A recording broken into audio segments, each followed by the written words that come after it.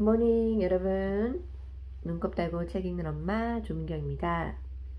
오늘은 데일 카네기의 인간관계론 3부 3장 실수를 했으면 인정을 해라 라는 부분을 읽어봤어요. 데일 카네기의 집 근처에 그 몇 분 안에 아주 큰 공원이 있었나 봐요. 거기는 이제 나무가 우거지고 풀도 많이 자라있는 인적이 드문 곳이었습니다. 데일 카네기에게는 작은 불독이 있었어요. 렉스라는 강아지인데요. 굉장히 사람을 좋아하고 아주 순한 강아지였다고 합니다. 그런데 이 공원에서 다른 사람을 만나본 적이 거의 없었대요. 그래서 강아지를 데리고 나갈 때마다 입마개나 리시를 하지 않고 산책을 했다고 합니다. 그런데 어느 날 공원에서 그 경찰을 보게 된 거죠. 그랬더니 이 경찰이 아니 여기는 개를 데리고 다닐 때 입마개를 해야 되는데 왜 입마개도 하지 않았냐고 뭐라가 그러는 거였어요. 이게 법에 어긋난다는 건 모르십니까? 라고 경찰은 말을 했어요. 이번에는 그냥 넘어가겠는데 다음부터는 꼭 입마개를 하고 다니세요. 안 그러면 그때는 제가 못 봐드립니다 라고 말을 했어요. 강아지랑 산책을 나갈 때 입마개를 하고 나갔다고 합니다. 그런데 이제 몇 번 그렇게 하다 보니까 강아지도 싫어하고 본인도 싫어하고 해서 다시 입마개를 하지 않고 또 산책을 하게 됐대요. 그래서 며칠은 그렇게 잘 지내다가 어느 날 그 경찰을 또 만나게 됐다고 합니다. 그런데 데일 카네기가 이번에는 너무나 자기가 잘못했기 때문에 먼저 스스로를 비난하기 시작했대요. 그러면서 경찰관님 정말 이거 잘못했습니다. 이거 법에 어긋나는 건데 벌금을 아주 달게 받겠습니다. 라고 미리 선수를 쳤더니 경찰이 오히려 벌금도 때리지 않고 잘 넘어갔다고 합니다. 경찰도 사람인지라 자기가 중요하다라는 그런 느낌을 받고 싶었던 거죠. 그래서 데일 카네기가 스스로를 비난하기 시작하자 경찰관의 입장에서는 자신의 그 자존감을 높일 수 있는 유일한 방법은 관대하게 자비를 보여주는 것이었다는 겁니다. 근데 데일 카네기가 만약에 자기를 방어하려고만 했다라면 결과가 어떻게 됐을까요? 그렇게 좋게 끝나지 않았을 것 같습니다. 저도 그런 경험이 있었거든요. 제가 신랑이랑 같이 어디 급하게 가고 있는데 노란불에서 이제 빨간불로 이렇게 신호등이 바뀌잖아요. 그래서 급하게 막 가다가 그 왼쪽 차선으로 빨리 옮겨서 좌회전을 해야 되는 상황이었는데 제가 좌회전을 하려고 보니까 빨간색 불인 거예요. 그런데 그냥 그걸 제가 무시하고 그냥 재빨리 좌회전을 했습니다. 근데 좌회전 하자마자 거기 딱 길목에 경찰이 서 있는 거예요. 그래서 경찰이 저보고 일로 오라고 이렇게 손으로 손짓을 했습니다.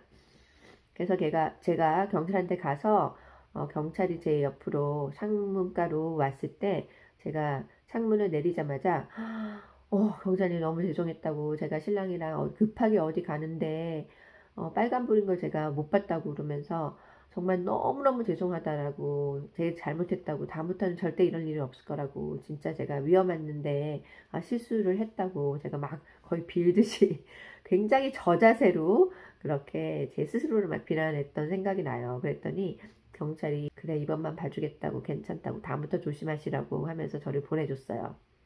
그랬더니 신랑이 옆에서 나중에 야 너는 어떻게 그런 너무 명백하게 네가 잘못한 건데 그렇게 상황을 잘 모면하냐고 그런 말을 한 거예요. 아마 그때도 그 경찰관의 마음에 똑같은 그런 작용이 있었던 것 같아요. 제가 스스로를 너무 비난을 하니까 이 사람을 좀 봐주자라는 생각이 생겨났을 수도 있습니다. 아무튼 여러분도 나중에 그런 경험이 있으면 저랑 똑같이 그런 방법을 한번 써보도록 하세요. 그래서 만약에 어차피 비난을 받아야 될 상황이라면 모르는 사람의 입으로부터 비난을 받느니 차라리 내가 스스로 내 내면에서 나오는 목소리에, 비판의 목소리에 귀를 기울이는 게 오히려 좋은 거다라는 것이죠. 상업 미술가 페르디난드 E. 워런이라는 사람이 있었어요. 상업 프로젝트를 많이 맡기 때문에 굉장히 까다로운 고객들이 많이 있는데 어느 날 아주 그 까다로운 미술 감독의 업무 요청을 받고 일을 해서 납품을 했다고 합니다. 그런데 그 납품을 한 작품을 본 미술 감독이 전화를 해서 당장 자기 사무실 와달라고 연락을 한 거예요. 그래서 페르난드가 그 사무실에 들어갔더니 역시 예상대로 뭐 잘못했다고 계속 비난을 한 거예요. 그래서 페르난드가 그 비난을 듣고 나서는 스스로 비난을 하기 시작했다고 합니다. 고객님이 그렇게 말씀하시니 제가 잘못한 거죠. 그리고 지금까지 고객님이랑 일한 지 오래됐는데 이제는 척척 알아서 해야 될 일인데 아직까지 실수를 하니 정말 죄송합니다. 라면서 스스로를 비난을 했다라는 거예요. 고객님이 저한테 일도 많이 주시는데 정말 제가 더 최선을 다해서 일을 해야 되겠죠. 이 도면을 제가 다시 그리도록 하겠습니다. 라고 말했대요. 그랬더니 오히려 그 까다로운 고객이 아니 괜찮다고 조금만 이렇게 실수 조금밖에 안 했다고 그것만 살짝 고쳐주면 된다고 그렇게 말을 했다고 합니다. 그래서 결국에는 이 고객이랑 점심도 먹고 또 그 업무에 대한 일당도 그날 받고 또 다른 프로젝트까지 맡게 되었다고 해요. 이 페르난드가 스스로를 그렇게 아주 격렬하게 비난을 했기 때문에 상대방이 자신을 비난할 여지가 전혀 없었다는 겁니다. 실수를 인정하는 것은 결코 쉬운 일이 아닙니다. 특히 우리가 사랑하는 사람, 우리에게 중요한 사람들한테 우리가 실수를 인정하는 것은 정말 쉬운 일이 아닙니다. 어떤 중국 가족이 있었어요. 근데 거기 아버지가 오랫동안 아편 중독이 되어 있었어요. 그로 인해서 그의 아들이 아빠랑 단절을 하고 살았어요. 아들한테는 와이프도 있고 또 애들도 있었는데 아버지하고 연락을 하지 않고 살아서 손자 얼굴도 볼 수 없는 상황이었다고 합니다. 그런데 아시아 문화에서는 특히 그 어른들이 그 아랫사람들한테 이렇게 뭐 잘못했다라고 말하는 게 이렇게 쉽지 않잖아요. 그런데 이 아빠가 고민 끝에 아들한테 찾아갔대요. 그래서 정말 진심으로 사과한다라고 자기가 지금까지 잘못했다라고 아들한테 용서를 빌었다고 합니다. 그랬더니 훨씬 더 수월하게 이 아들은 아빠를 용서해주고 손자들도 다시 만날 수 있게 되었다고 해요. 우리가 생각하는 것이 옳은 경우에 상대방을 우리가 생각하는 대로 움직이게 하기 위해서는 정말 젠틀하게 그리고 재치 있게 설득을 해야 되겠죠. 우리가 틀린 경우에는 열정적으로 우리가 실수했어, 내가 실수했어 라고 빨리 인정을 해야 된다는 것입니다. 그렇게 본인의 실수를 빨리 인정할 경우에 그 결과가 오히려 더 좋을 뿐만이 아니라 스스로를 방어하려고 하기보다는 스스로를 비난하는 게 더 재밌는 과정이 될 수 있다는 것입니다.